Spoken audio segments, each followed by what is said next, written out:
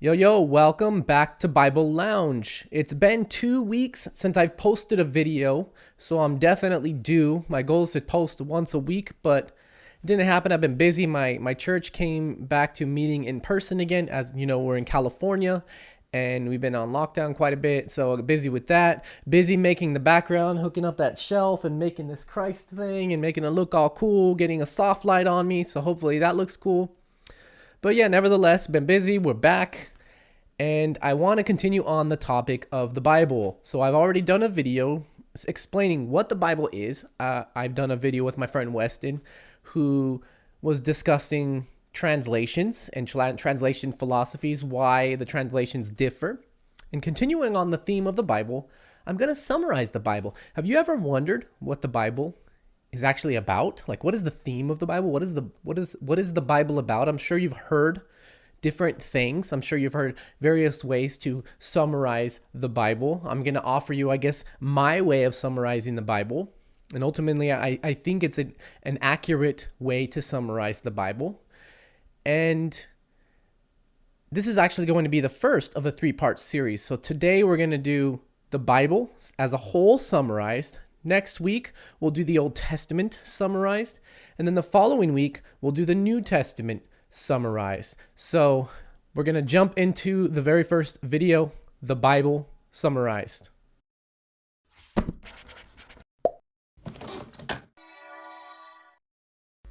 Okay, so the Bible summarized. Let's jump into it. Have you ever heard of various summaries of the Bible? I've heard a few. I'll throw out a few out there. So there's one that's Bible, the acronym, which I've heard is Basic Instructions Before Leaving Earth. I don't really like that one. It doesn't describe the Bible as a whole. It describes maybe certain contents, but not the overall theme and flow of the Bible, because it's a lot more than just basic instructions. Some of them are not so basic, and it's not all just instructions, right? So I don't really like that.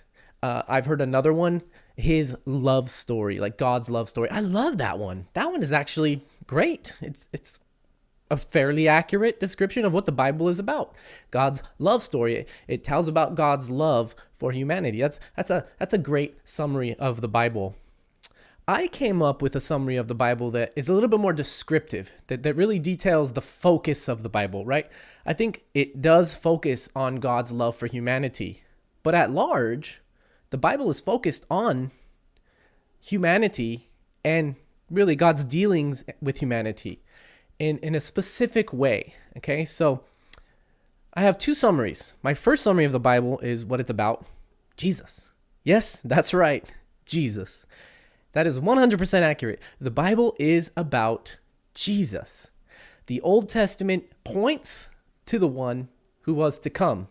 The New Testament points to the one who came and also to the one who's coming in the future.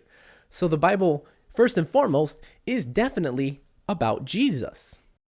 But there's more to it. It's not just about Jesus. It's about how Jesus saves humans and how God enacts that plan. So I tried to fit all that into one summary as best as I could. And so the Bible details the creation and the fall, and especially the redemption of human beings brought about through Jesus Christ. And ultimately, it's the plan of God's redemption. I don't know, that could be another summary.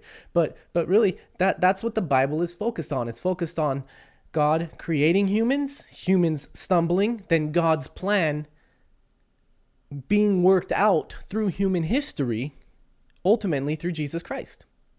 That's what it's about. That's the summary of the Bible. If you want to approach the Bible, that's with the mindset how you approach it. That's what it is about. It's about the redemption ultimately. Most of the Bible actually is about the redemption of human beings, God enacting that plan through Jesus Christ. Okay? And so a little bit more detail. So Genesis 1 through 11. I like to break this down and call this section the creation, the fall, and the propagation of humanity. So in Genesis 1 and 2, you have the creation account. In Genesis 3, you have the fall. And then in Genesis 4 through 11, you essentially have the propagation of the human race. Yes, you have the story of Noah and ultimately God destroys most of the human race and they repopulate. But ultimately, yes, Genesis 1 through 11 is the creation, the fall, and the population of the earth. And then Genesis 12, we are introduced to a very important biblical character, a man named Abraham. Now, Abraham is important because God makes a covenant with Abraham. Of course, you know the story. Abraham's called to go, and God calls him to go to a land that he will show, and Abraham goes, and God makes a covenant with Abraham and says that he will make him a father of many nations, and everybody who blesses him will be blessed, and everybody who curses him will be cursed. And that is a promise that is going to last throughout the generations. And of course, Abraham's part of the covenant was to become circumcised. And that's where circumcision began, and was a sign that they were covenant people under God. Abraham and God are now in a covenant, and that covenant spreads. That covenant spreads to ultimately his son Isaac, and then to Jacob, and then to Jacob's 12 sons. And so they become the tribes of Israel. And then you get to like the Exodus story, right, where a man named Moses God uses Moses to release the Israelites, the tribes, out of their enslavement in Egypt because they come enslaved. I'm going to get to that in the next video a little bit more in detail. But for now, I'm trying to do a very broad, very quick summary of the Bible. But this guy named Moses is used by God to lead the Israelites out of Egypt and into the promised land that was promised to Abraham. On the way there, God takes these people and makes them a unique people.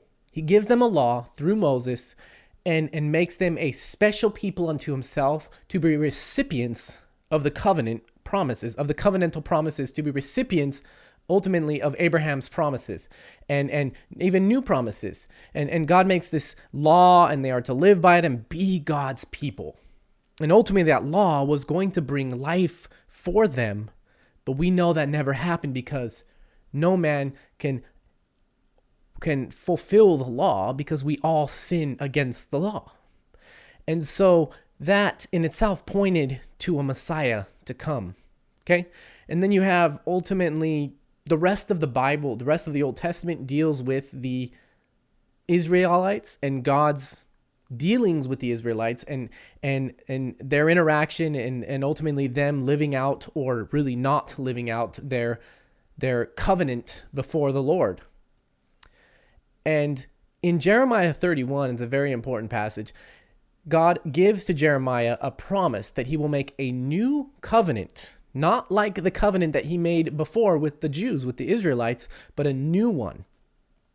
And then that's important. And so we get to the New Testament, and this is when Jesus comes.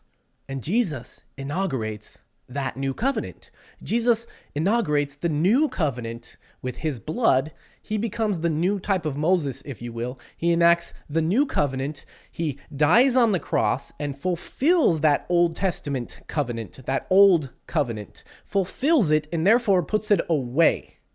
Because he became the perfect sacrifice. He satisfied the righteous requirements of the law that the law required. He lived perfectly according to the law and became the perfect sacrifice, enacted the new covenant, and that is Matthew, Mark, Luke, and John. The ministry of Jesus ultimately leading to the cross. And then you have the book of Acts where after Jesus ascends, he sends his apostles out into the world. Well, just before he ascends, really. Jesus dies, resurrects, and just before he ascends, he sends his apostles out to go preach his new covenant message, the gospel, to the ends of the earth. And then he ascends into heaven, and the book of Acts is really the beginning of the gospel being spread to the rest of the world through the apostles. And then after the book of Acts, you have 1 Corinthians all the way up into Jude, all the letters of the New Testament. They're called the epistles, the letters written by, authoritative figures. Those are all ultimately church doctrine, how to live as people under God's new covenant. Okay? And then Revelation, of course, is the final book that whatever your view on Revelation, you have to agree that at least Revelation at the end says Jesus returns. So ultimately, the Bible begins with humanity in relationship with God and ends with humanity in right relationship with God. And that's kind of a bookend. It bookends itself. And that's what the Bible's about. The Bible details how God worked despite the fall of humanity, and how God's plan from the very beginning was enacted all throughout Israel, being made a covenant people through promises like to David. I'll get to that in the Old Testament next week.